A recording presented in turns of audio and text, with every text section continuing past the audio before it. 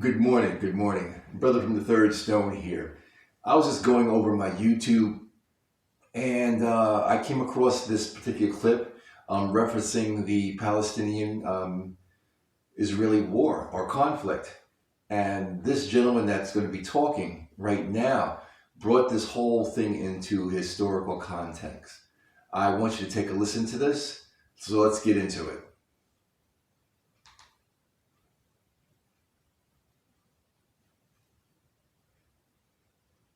Well, Eugene, Yeah. I think that something that we should discuss before we wrap this up here is something we opened with, and that is, listen, I understand that people are struggling with the idea of people who are under colonial occupation resisting it. And I think that Claudia made a really good point when she mentioned that war is ugly and the casualties of it are tragic. It is preventable.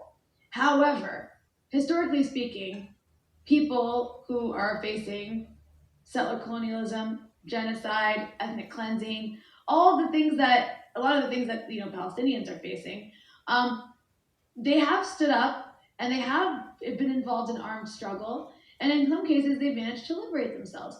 And so I know that I think it's important to raise that history because a lot of people, we just passed Indigenous Peoples Day, formerly known as Columbus Day. I think it still is to some people. But you will see a lot of like liberals and progressives being like, yeah, we support indigenous rights and settler colonialism was horrible, and we support the struggle against that and the armed struggle against that because it was like 200 years ago or 500 years ago or whatever. But we support slave revolts. But then the same kinds of people today are just horrified if Palestinians are really anybody under assault by imperialism, occupation, colonialism, whatever, stands up and hits back. So anyways, I know you had some things you wanted to say about that history that, everybody wants to just pretend was like, indigenous people throwing flowers at white settlers or something. Yeah, I mean, I think you put it in the right context of just coming off Indigenous Peoples Day or weekend, however you want to look at it, here in the United States. And I mean, listen, I mean, obviously the horrors of war are very clear to everyone, and it certainly can look, very callous. But I mean, quite frankly, when you look at this context and this history and why it's important, I mean, these sorts of eruptions and types of resistance are exactly what happens when you have a totally asymmetric power balance where people are completely and totally oppressed, where every single law or the treaty or agreement that's supposed to protect them is constantly violated, and when all the most powerful forces on earth seem to be colluding in that violation, leaving them with very little recourse in terms of how they proceed, other than perhaps to resist or just to die. And I think that when we look at the history of the indigenous peoples, this is something that becomes extraordinarily clear. And I would encourage people really to read the history. I mean, when you look at things like the Powhatan Uprising in 1622, which happened in the area of Jamestown, where the Powhatan people whose land was being so heavily encroached upon, they actually started to realize, happened again in the 1640s, by the way, the so-called Third Anglo-Powhatan War, they started to realize, hey, wait a second, these people are not actually here to be our friends. They're trying to take and to steal our land, and they will not leave. And every agreement we've made with them, they've broken. And in those cases, look at it, the Powhatans versus the English in the 1620s and the 1640s, they had no choice but to stand up and to fight back. And when you see what happened to them ultimately and how so many indigenous people were extinguished and genocided in this country, I think people look back and they say, well, yes, it makes sense. I mean, you should look at the Pueblo Revolt of 1680 in what's now New Mexico, where Pueblo people who were living under this brutal, theocratic Spanish conquistador imposed reality where their communities are being totally and completely destroyed. Their culture is being eviscerated. Just before that revolt, a number of their traditional religious leaders just hanged and executed for not being on board with the Catholic theocratic realities. And those people rose up in what is now New Mexico. And yes, they killed many people, and many of them fall into, the case of what we would call civilians, but they also evicted the Spanish from this area for 50 years to protect their cultural heritage and practices that people were coming to destroy in every possible way, and to destroy them along with it if they did not fall in line. And sometimes even when they did fall in line, you look at the Yamasee uprising of Native Americans as well. But you can also look, as you mentioned, at Nat Turner's rebellion. I mean, I think Nat Turner has rightfully become almost the reference point for slave rebellions here in the United States of America, because, you know, what some have deemed the Turner cataclysm was so shocking to slave owners that it really rearranged the entire political scene of the United States and entered almost like a new phase of the struggle against slavery. And of course, Nat Turner's rebellion was widely hailed by abolitionists, certainly by all black people living in the North, and by, you know, most black slaves. But of course, Turner himself said subsequently that they did in fact use indiscriminate violence in the early parts of their raid,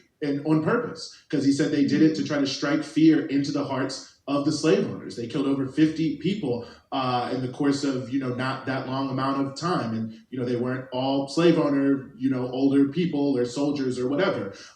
Just read the history and you can see what it is. And of course, when we're talking about the Native Americans, when we're talking about Nat Turner, this was exactly what was said about them at the time, that they're ruthless, that they're bloodthirsty, that they're murderous barbarians, they're animals, that we have to do everything possible to kill them, which is why every uprising of indigenous peoples in America was then subsequently used by the settlers themselves to increase their level of violence by saying, look at how, you know, these people are so savage and so barbarous. The same thing with the slave uprisings that we saw over and over and over again. The Haitian Revolution is another great example of that. You know, everything that was being said at the time of the Haitian Revolution towards these Haitian revolutionaries by world public opinion was the same thing. I mean, the term terrorist wasn't in use then, but they're calling people devils and murderous and barbarous and doing the worst things possible. And, you know, all of that was not false. There was a very violent uprising where these slaves, you know, took control of their own lives and their own destinies. But of course, when we look back on that in history, we look back on it differently. We look back on Indigenous Peoples Day and the many positive things that are coming from that. And we say, yes, we need to get rid of, you know, for instance, these racist mascots. And we don't want to celebrate this old cowboys and Indians, old Western shoot 'em up style of American history. And I agree, we should not celebrate that. But we also can't forget that when we think about those old Westerns, and some of us, you know, even when we watch those old Westerns, we think, man, I wish the Indians could win one of these. Well, when the Indians really did win, they were brutally and totally destroyed from a public opinion standpoint.